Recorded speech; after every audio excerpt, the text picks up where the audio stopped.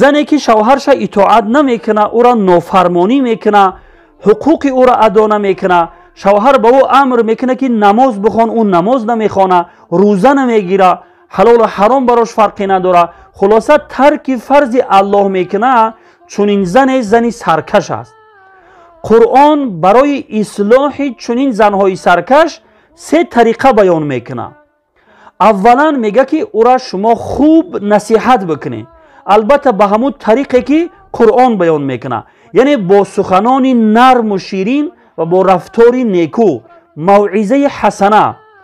خب اگر همین طریقه اول او را اصلاح نکرد، او اصلاح نشد، میگذاریم به طریقه دوم.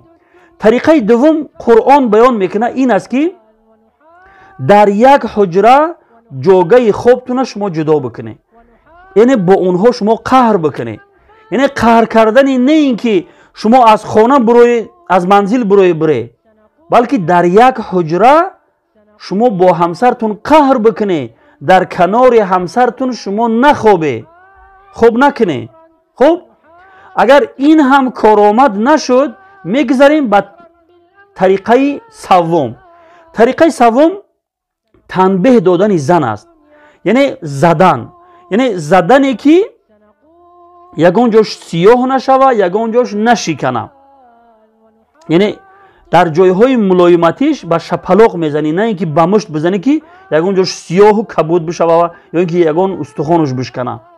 اگر همین طریقه سوم هم اگر کارآمد نشد، پس شما حق داره که از این خیل زن جدا شوی، یعنی طلاق او را بتی و از او جدا شوی.